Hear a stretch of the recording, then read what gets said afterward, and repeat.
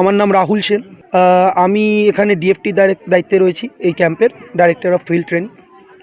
এই যে ক্যাম্পটা, এই ক্যাম্পে সবারই মানে ছোট ছোট বাচ্চা যারা আছে তাদের আসা উচিত, কারণ এখানে আসলে তাদের মধ্যে একটা ডিসিপ্লিন তৈরি হয়।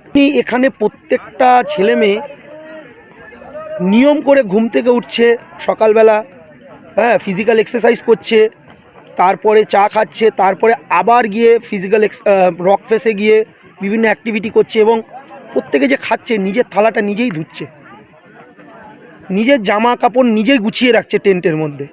এবং এই যে একটা টাফ সিচুয়েশান, বাড়িতে একটা কোজি ফিলিং, বাড়ির সমস্ত কমফর্ট জোন থেকে বেরিয়ে এসে বাচ্চারা যে এই জিনিসগুলো করছে, ওদের মধ্যে একটা কনফিডেন্ট বিল্ড আপ হয়। আমি কঠিন পরিস্থিতিটা সামলাতে পারবো, কঠিন পরিস্থিতি থেকে আমি বেরোতে পারবো, এবং সবচেয়ে বড় ব্যাপার যেটা আমি বললাম, অনুশাসন তৈরি হয়। অ্যাক্টিভিটি দু রকমের হয়। এক হচ্ছে গিয়ে আমরা রক সাইডে অ্যাক্টিভিটি করাই, আর একটা অ্যাক্টিভিটি হয় আমাদের ক্যাম্পগ্রাউন্ডের ভিতরে। ক্যাম্পগ্রাউন্ডের ভিতরে যে অ্যাক্টিভিটি হয় তার মধ্যে ইম্পর্টেন্ট থিং হলো, যেমনি আমরা জানি উত্তরবঙ্গে সাপের বিভিন্ন প্রজাতি পাওয়া যায়, তো ক্যাম্পাস যারা আছে তাদেরকে আমরা চেষ্টা করি সাপের ব্যাপারে অ্যাওয়ারনেস দেওয়ার, ওয়াইল্ড অ্যানিম্যালের ব্যাপারে অ্যাওয়ারনেস দেওয়ার।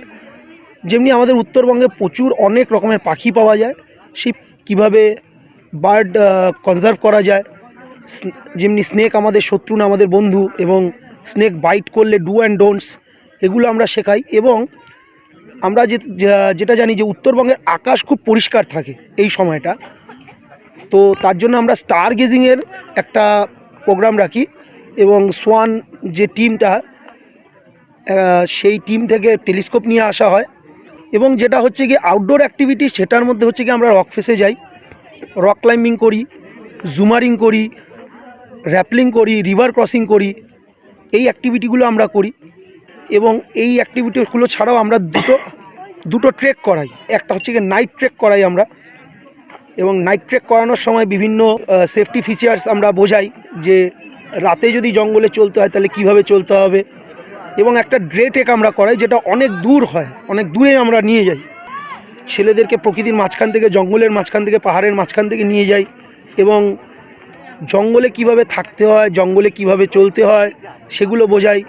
এবং আমরা এখানে আরও একটা অ্যাক্টিভিটি যেটা করি সেটা হচ্ছে কি সোলো ক্যাম্পিং।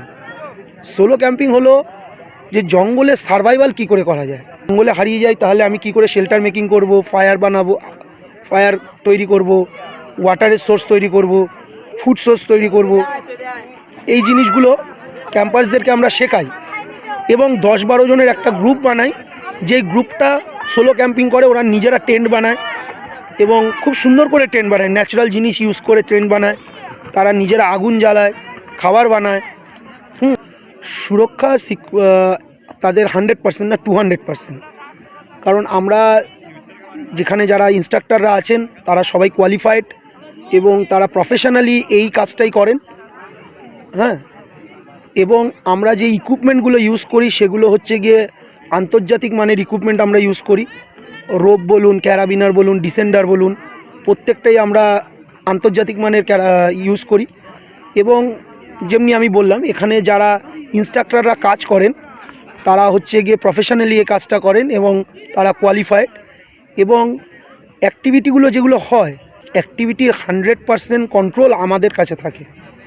তাই পাহাড় থেকে পড়ে যাওয়ার কিংবা চোট লেগে যাওয়ার প্রবাবিলিটি একেবারেই জিরো। এবং এই ওদলাবাড়ি হিমালয়ান ইকোলজিক্যাল কনজারভেশন ফাউন্ডেশনের এটা 8ম অ্যানুয়াল ক্যাম্প। আমি প্রথম থেকেই এখানে আসছি, কোনোদিনও কখনো কোনো রকম সামান্যতম ইনজুরিও হয়নি। তাদের জন্য আমি বলবো যে তারা যেন আবার এসে ক্যাম্প করে, এবং বিভিন্ন গাইড যারা ছিল তারা অক্লান্ত পরিশ্রম করেছে। এটা আমার অনার যে আমি ওদের সাথে কাজ করতে পেরেছি।